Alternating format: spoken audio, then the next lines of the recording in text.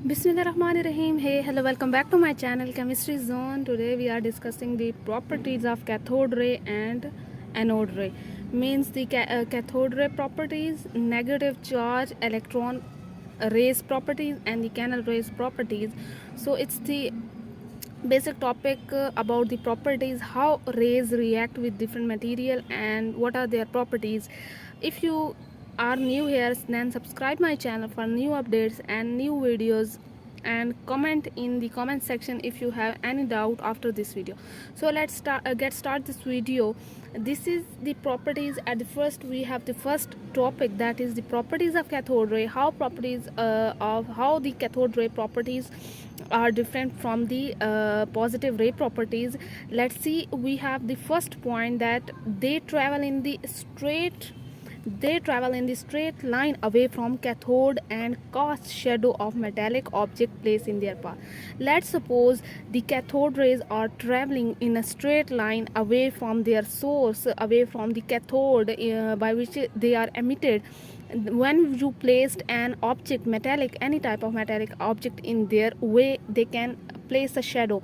Means they create a shadow when metallic object is placed in their path. So it is the property which is shown by the cathode rays.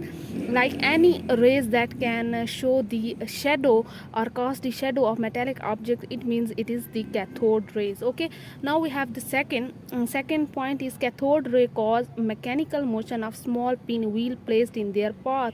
Thus they possess kinetic energy and must be material particles. Like, let's suppose cathode rays are traveling away from the cathode. Let's suppose this is cathode and the rays are traveling away from the cathode, and you place a pin wheel, like any type of wheel that can rotate in their path. So from these rays, the pinwheel start to rotate, and this means they can rotate or they can create the mechanical motion of small pinwheel placed in their path. It means they can possess some kind of kinetic energy by which they can just rotate the spin wheel, and there must be some material particles, like they hit this wheel and they can rotate this wheel or the spin wheel. So it means that cathode are some materialistic particles. So this is the another property of cathode ray. The third one, they produce fluorescence. Fluorescence means a glow when they strike in the glass wall of discharge tube. Now, let's suppose a cathode ray is traveling straight away from their source by which they are emitted. They produce a fluorescence when they strike the end of discharge tube. This is the discharge tube, and let's suppose this is the cathode. When they travel away from this, the end of this discharge tube contain the fluorescence screen. When they strike on the screen, they produce the fluorescence, means they produce the glow by which you can just say that this is cathode ray strike on this screen. So this is another properties, they can produce a glow on the glass wall or discharge tube. They heat up the metal foil to incandescence which they strike upon. Means they can, whenever you placed a metal foil in the end of discharge tube, they can heat up that foil, the metal foil. So this means that they are cathode rays that are continuously striking the metal foil. Okay, now we have a fifth one, that cathode rays produce X-rays when they strike a metallic target. This is the very basic property in which we can say that cathode rays produce X-rays when they strike the metallic target. Let's suppose you have a metallic target in the place of a cathode rays. Okay, this is cathode and this is rays. When you placed a metallic target in the path of cathode rays, they can produce X-rays. You know that X-rays are really energetic waves that are produced by cathode rays, which means when they strike the metallic object or metallic target, they produce these X-rays. Okay, this is the another properties of cathode rays. Cathode rays are deflected by the electric as well as magnetic field in the way, indicating that they are the stream of minute particle carrying a negative charge. So I think this is the very basic and very important point. Just keep this thing in mind that cathode rays are negatively charged particle, means these are simply, if I say these are electrons, and you know that electron carry a negative charge, they are deflected by both magnetic and electric field. When this is the discharge tube and this is a cathode, these are cathode rays. When the magnetic, without any magnetic or electric field, they can travel straight in line and they can hit this spot straightly. So whenever you just apply the electric field, they deflected and strike at this point. Whenever you apply the magnetic field, they strike at, deflected slightly by anode, and they can strike at this point. So let's suppose this is A point, this is B point, and this is C point. So they show, the cathode rays show deflection in both cases, whenever you apply magnetic field or whenever you apply electric field. So they show deflection in both cases. If you are applying both at the same time, so they can show no deflection, means they can cancel the effect of each other. In this way, in this situation, they travel in a straight line without any deflection. Or if you are not applying any of magnetic or electric field, they can also show no deflection. Whenever you apply any one of these, they can show deflection. So this means that they are carrying a charge. Deflection means they are deflecting towards the anode or away from anode. So this means that they are carrying a charge, and this was the negative charge. This was the this was a proof of being cathode rays being negatively charged. Okay, now these are the 6 basic points about the properties of cathode. Now let's move on to the properties of positive rays. Positive rays are also called cannal rays, means these are the traveling of rays of proton or the particle with positive charge. So these are also called positive rays or cannal rays. Okay, the very first point is that they travel in the straight line in the direction opposite to cathode rays. Let's suppose I have a discharge tube. This is cathode, this is anode. Let's suppose this is a discharge tube. I have both electrode, cathode and anode.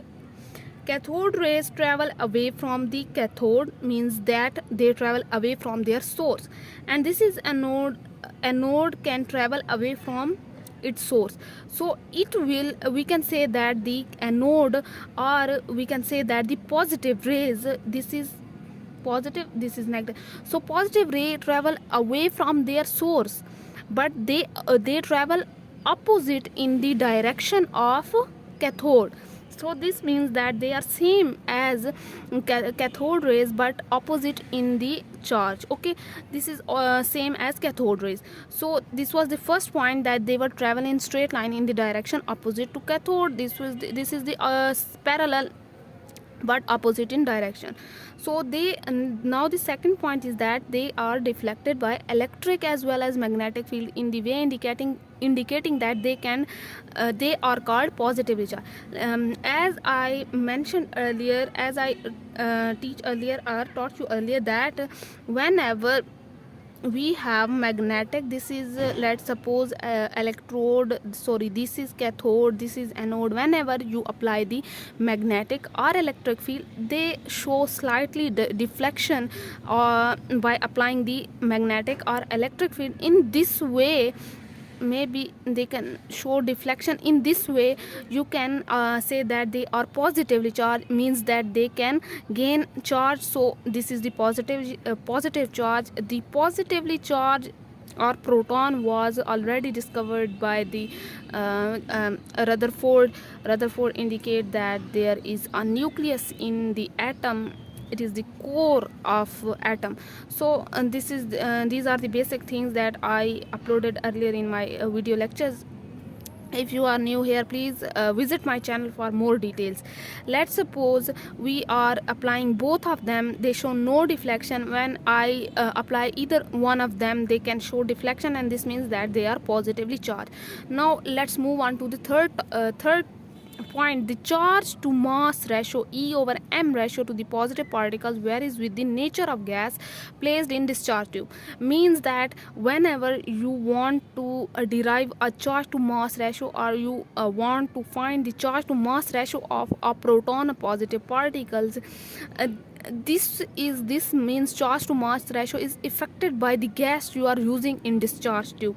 Means that you have to use the hydrogen or helium gases, because these are lighter gases.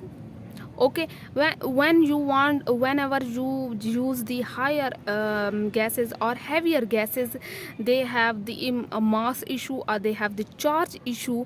Like this is the helium and hydrogen, which are the lightest one of the gases and commonly used in the discharge tube. We also use air as a gas in the discharge tube, which is adjusted by the vacuum pump. But if you use any type of other gas, it can affect the charge to mass ratio calculations. Okay, now we have the fourth one. They possesses mass many times of an electron. This is the very basic point, that proton or nucleus has the mass twice of electron, because you know that nucleus contain not only proton but also neutron. As in the case of hydrogen, let's suppose I have a hydrogen atom and it has only one proton and one neutron. Okay, but when I talked about the helium, it has two proton, two neutrons, so it is the twice of the hydrogen. So and we already calculate the mass of electron. It is the much more than the, means twice or thrice than the cathode rays or negative electrons. Okay, now we have the fifth point. They cause fluorescence in zinc sulfide. Zinc sulfide is the material which is used as a fluorescence screen at the end of discharge tube. So this can be used in the case of positive rays. You should use the zinc sulfide for the fluorescence. So this is the last point. I hope you understand my video. Have a nice day. Subscribe and comment and share my channel. Thank you.